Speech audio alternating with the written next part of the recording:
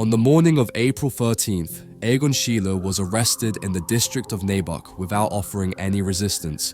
He didn't know it yet, but he was facing charges so severe that they could not only destroy his budding career as a painter, but also risk his freedom and even his life.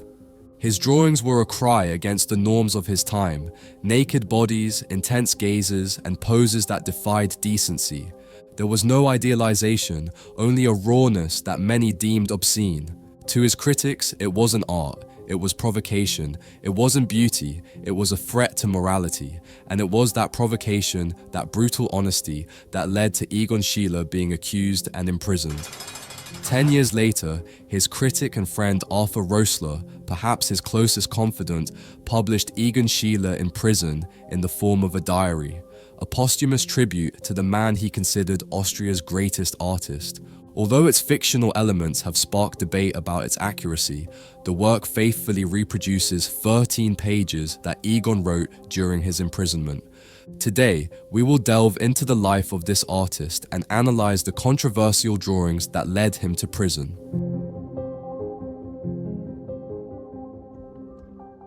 Schiele was born on June 12th in Tollen, 45 kilometers northwest of Vienna. His younger sister would die at just 10 years old, and his father passed away at 54 on New Year's Eve in 1905, leaving the young Schiele under the care of his uncle Leopold. At 16 years old, and against his tutor's wishes, Egon enrolled in the Vienna Academy of Fine Arts, where he stood out among his peers for his mastery of drawing, although his style did not appeal to everyone.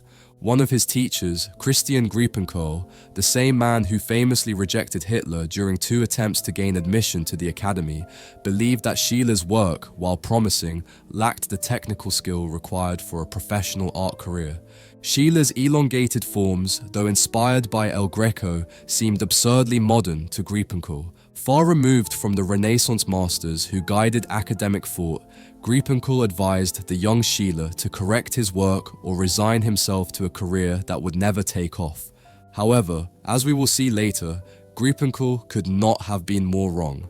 In 1907, Schiele came face to face with the man who would become his mentor and protector, Gustav Klimt, who was then exhibiting The Kiss at the Vienna Art Show.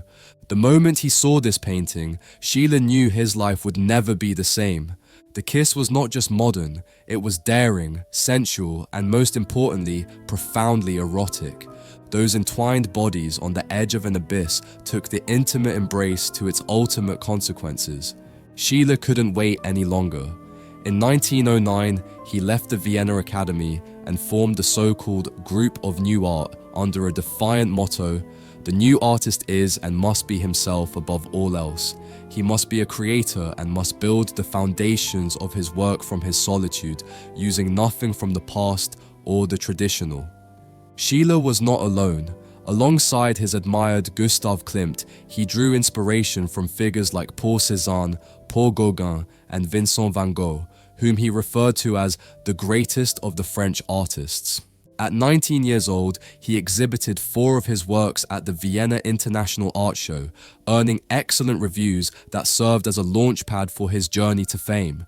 Several collectors took an interest in his work, and commissions started pouring in. However, his sudden success went to his head. He began spending his earnings recklessly and even found himself flirting with bankruptcy. In 1911, he joined the Sema collective under Paul Klee, but later left to align himself with the Blue Rider group, with whom he exhibited the following year. By this time, his work was instantly recognizable. Thin bodies, stylized hands, reddened buttocks, nipples and vulvas, alongside disproportionately large limbs, populated his drawings. Schiele pushed boundaries too far in his work, but his painting The Cardinal and the Nun obliterated them entirely. This piece, which depicted a carnal embrace between God's servants, was simply too much for the public. Malicious comments multiplied. Schiele himself wrote to Anton Peschke, "I want to leave Vienna very soon. Life here is terrible. Everyone envies me and conspires against me. Former colleagues look at me with disdain. In Vienna, shadows reign. The city is black and everything is forbidden." In 1911, he moved to Český Krumlov, a small town in southern Bohemia, where he had already been the previous year with his partner and model, Wally. Wally was born on August 19, 1894, in the town of Tattendorf, Austria. At 6 years old, Wally lost her father, forcing her family to move to Vienna.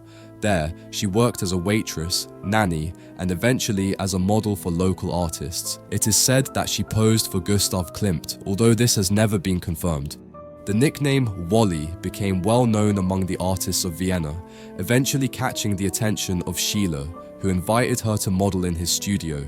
The 16-year-old girl and the 18-year-old painter were reportedly captivated by each other from the very first moment, and by the following year, they were inseparable as painter and model, and also as lovers. In Vienna at the time, the age of consent was 14, which avoided legal scandals but not the disapproval of the Český Krumlov community. The locals did not hide their displeasure with the young couple or Schiele's art. Rumors of orgies and debauchery multiplied, fueling mistrust toward the painter. However, Schiele's works during this period reflected an uninhibited eroticism, with intimate nudes that captured the essence of his relationship with Wally. The images created by Schiele brimmed with the eroticism typical of young couples in moments before and after intimacy, as well as tender, everyday nudity between a pair that had clearly left behind all inhibitions. This is evident in Schiele's work, which, without being overtly pornographic, places us in the intimate gaze of a lover rejoicing in the sight of the naked body. Of course, the small town of Český did not see it that way. According to Schiele himself, the situation escalated when he and Wally were startled one rainy night by the sound of someone knocking at their door. It was a 13-year-old girl named Tatiana.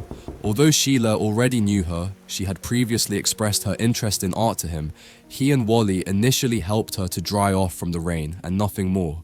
However, her presence triggered a series of events that ultimately led to the painter's arrest on charges of abduction and corruption of a minor. Tatiana confessed to them that her father, an army officer, subjected her to an unbearably strict discipline, prompting her to run away from home. Schiele and Wally disagreed with her decision. Money was scarce, and their reputation as libertines in the village was already beginning to cause them some trouble. After some discussion, the couple reluctantly agreed to let the girl stay for the night, with the promise that she would leave the following day. Tatiana shared the bed with Wally, while Schiele slept on an old divan in the house. According to Schiele's testimony, Wally herself accompanied the girl to the train station the next morning with the intention of putting her on a train to Vienna, where she would reunite with her grandmother. However, at the last moment, the girl lost her courage and asked to return to the cabin. By that time, Wally and Schiele were already thinking about how to get the girl to leave when her father, alerted by the neighbors, arrived at the cabin looking for his runaway daughter. After a brief exchange of words, Schiele clarified the situation and Tatiana reconciled with her father. But, as you can imagine, this was far from over. A few days later, the police arrived at the artist's house with an arrest warrant for depravity and unlawful detention. Before we continue with this fascinating story, I want to remind you that if you'd like to collect any of the paintings you've seen throughout the video, you can do so on our website. Shipping is completely free, and by purchasing from the store, you'll be supporting me in creating more videos like this one. I'll leave the link in the description. Schiele was accused of kidnapping the young girl and seducing her while she was underage. The trial that followed became a scandal that marked his life and work, but also highlighted the tension between conservative morality and the artist's creative freedom. Following the custom of pretrial detention, he was imprisoned in the courthouse of Neulengbach without support from his friends in Vienna as he watched his world fall apart. Despite his imprisonment, Schiele transformed his experience into art. Thanks to Wally's efforts in sending him drawing materials, the painter created a series of works documenting his time in prison. He drew everyday elements such as his cell, a chair, and the light streaming through the bars, exploring how creativity could flourish even in isolation. Friends like art dealer Karl Reininghaus and collector Heinrich Benesch tried to help him by providing a lawyer and visiting him in prison. However, after 20 days behind bars, the painter's situation remained uncertain. The details of the trial are difficult to reconstruct, as many records were lost during the Russian occupation decades later. However, some letters from the judge who presided over his case remain, offering insight into the proceedings. Schiele was accused of keeping inappropriate images accessible to minors, although the kidnapping charge was dismissed.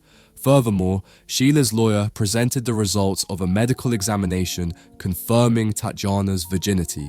In these letters, the judge consistently expressed his disdain for Schiele and his work, which he had meticulously reviewed for the case, likely influencing the verdict. Some of Schiele's drawings depicting excessively young women in poses deemed lascivious were burned in front of him as a form of punishment. Ultimately, a tribunal of 4 magistrates found him guilty of moral violations and sentenced him to 3 additional days of imprisonment, which he served before being released on May 7, 1912. The trial against Schiele represented more than a legal case. It symbolized a generational clash between a conservative society and a youth seeking to redefine its identity. For centuries, women had lived with the shame of discussing, observing, or understanding their own bodies. Schiele was likely not a theorist, nor painted with the goal of liberating women from societal constraints, but he may have delivered a powerful first lesson to the oppressed society of the early 20th century. In this context, Schiele's work was seen as a provocation, not only artistically, but also culturally. After his release, Schiele returned to Vienna. Although the scandal left a mark on his reputation, the painter continued receiving significant commissions, allowing him to overcome his financial difficulties. His brief time in prison marked a turning point in his artistic vision, elevating his creativity to new heights. Around this time, Schiele had met the sisters Edith and Adele Harms, young women from a bourgeois family. Although he was still in a relationship with Wally, he wrote to his friend Arthur Roessler about his desire to marry someone who could provide him with social advantages.